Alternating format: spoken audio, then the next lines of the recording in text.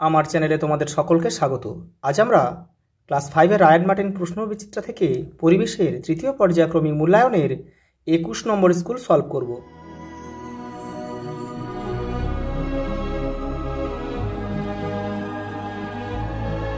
দেখো প্রথম প্রশ্ন কি দিয়েছে, দেখো পশ্চিমবঙ্গের রেখা মানচিত্রে প্রদত্তগুলি উপযুক্ত প্রতীক ও নামসহ চিহ্নিত করো, যে কোনো 5টি।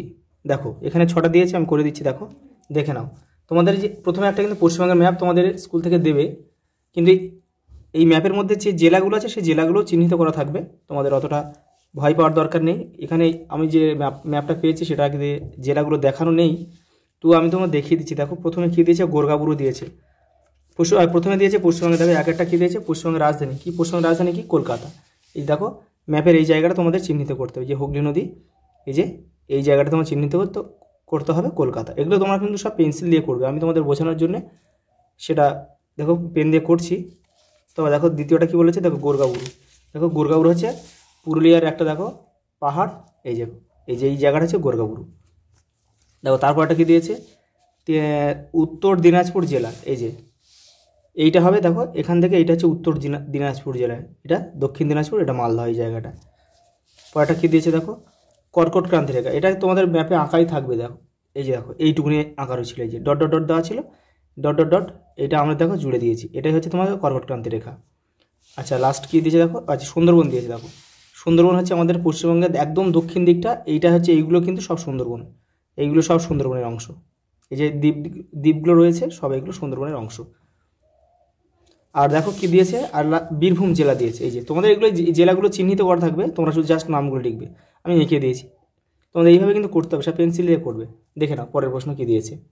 দেখো মানবদেহের সবচেয়ে ছোট হাড়ের নাম কি, স্টেপিস। এটা কিন্তু কানে থাকে, মধ্যকর্ণে, মানে আমাদের কানের মধ্যকর্ণে এটা দেখা যায়। দেখো পশ্চিমবঙ্গের মধ্যে সর্বাধিক বৃষ্টিপাত হয় কোথায়, বক্সাদুয়ার। কোথায় অবস্থিত, আলিপুরদুয়ারের একদম আমাদের উত্তরবঙ্গের জেলা কিন্তু এটা। দেখো 12ই জানুয়ারি দিনটিকে জাতীয় যুব দিবস হিসেবে পালন করা হয়। এটা হচ্ছে স্বামী বিবেকানন্দের জন্মদিন, কিন্তু ওই দিনটাকে আমাদের জাতীয় যুব দিবস হিসেবে কিন্তু পালন করা হয়। পরেরটা দেখো 1853 সালে 16ই এপ্রিল আমাদের দেশ ভারতবর্ষে পরিবহনের মাধ্যম হিসেবে ট্রেন চলা শুরু হয়।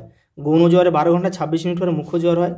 সূর্যের পর পৃথিবীর নিকটতম নক্ষত্রের নাম হচ্ছে কি, প্রক্সিমা সেন্টাউরি, যেটা থেকে পৃথিবীতে আলো আসতে সময় লাগে 4 বছর। দেখো এটা করে দিয়েছি, দেখো স্তম্ভটা।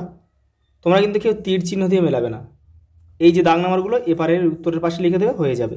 রায়গঞ্জ কি, কুলিক পাখিরালে অবস্থিত। দেখো 3.1 লিখেছে, এটা কিন্তু উত্তর দিনাজপুরের একটা জেলা, একটা শহর আর কি। আলিপুর, শুধু আলিপুরদুয়ার আর আলিপুর কিন্তু আলাদা। আলিপুর হচ্ছে দেখো 3., দেখো আলিপুরে কী আছে, টাকশাল রয়েছে, না টাকা তৈরি হয়। দেখো পরেরটা দেখো খড়গপুর কী জন্য বিখ্যাত, আইআইটি শিক্ষা কেন্দ্রের জন্য বিখ্যাত। বাঁকুড়া হচ্ছে দেখো টেরাকোটার শিল্পের জন্য বিখ্যাত। কল্যাণী পরিকল্পিত শহর, এই যে পরিকল্পিত শহর কল্যাণী, দেখো 3.5।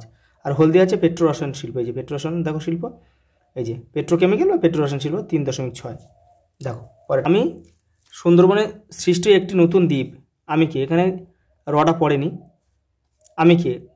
দেখো এখানে অনেকগুলো দ্বীপ আছে, এই দ্বীপগুলো তোমরা সব নতুন সৃষ্টি হয়েছে, ঘোড়ামারা দ্বীপ, লোহাচড়া দ্বীপ আর নয়াচর দ্বীপ, এটা হচ্ছে হলদিয়ার কাছে গড়ে উঠেছে। এটা আমি এক ধরনের চিকিৎসা পদ্ধতি, আমার দ্বারাই যক্ষা রোগ পুরোপুরি নির্মূল হয়। আমি কে, আমি হচ্ছে ডট চিকিৎসার মাধ্যমে কিন্তু যক্ষা রোগকে পুরোপুরি নির্মূল করা সম্ভব।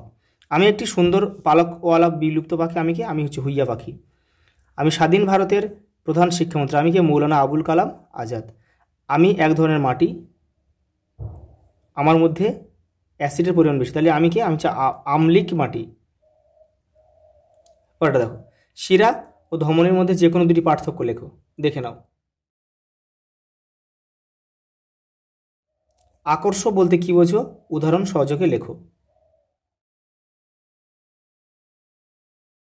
দেখো লেগুন কাকে বলে, সমুদ্র উপকূলের অগভীর হ্রদকে লেগুন বলে, যার একদিক সমুদ্রের সঙ্গে খোলা থাকবে।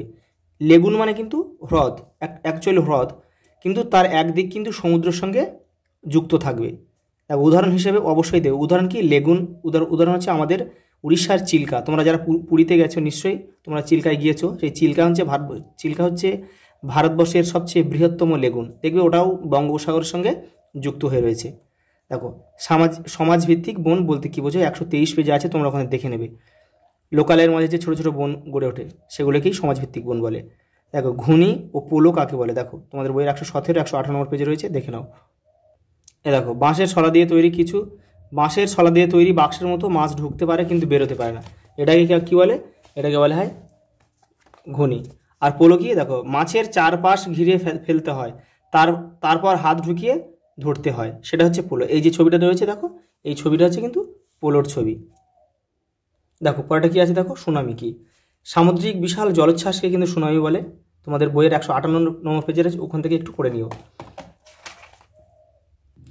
এই দেখো পরেটা দেখো, জলবিদ্যুৎ শক্তি কীভাবে উৎপন্ন করা হয়, একটি জলবিদ্যুৎ কেন্দ্রের নাম লেখো। দেখো কীভাবে উৎপন্ন করা হয়, দেখো তোমাদের বইয়ের 135 নম্বর পেজে রয়েছে।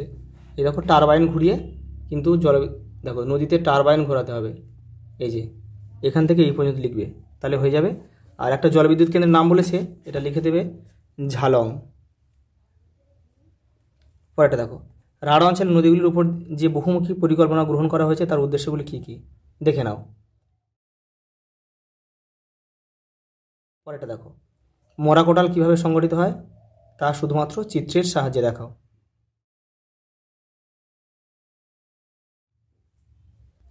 পরেটা দেখো, সমাজ সংস্কারক হিসেবে রাজা রামমোহন রায়ের অবদান সংক্ষেপে আলোচনা করো, দেখে নাও। ব্যবহারের প্রকৃতি অনুযায়ী কৃষিজ ফসলের শ্রেণীবিভাগ একটি ছকের মাধ্যমে দেখাও, উদাহরণ অবশ্যই দেবে। পরেরটা, প্রচলিত ও অপ্রচলিত শক্তির মধ্যে যে কোনো 3টি পার্থক্য লেখো। পরেরটা, টিকা লেখো ধূমকেতু, 175 নম্বর পেজে রয়েছে, দেখো উত্তর। এই যে দেখো এখান থেকে তোমরা এই পর্যন্ত লিখবে, এই পর্যন্ত। পরেরটা দেখো, বনভূমি ধ্বংসের কারণগুলি উল্লেখ করো, দেখে নাও।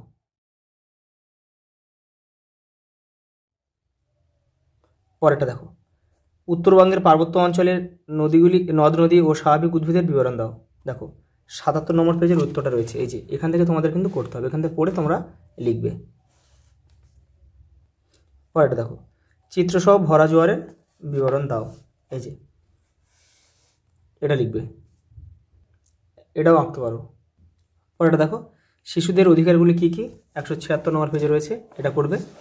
আর বিশ্ব বয়স্ক দিবস কবে পালন করা হয়, 1 অক্টোবর। আর একাডেমিক অ্যাসোসিয়েশন প্রতিষ্ঠাতা কে, ডিরোজিও করেছিল, কত, 1828 সালে করেছিল এটা।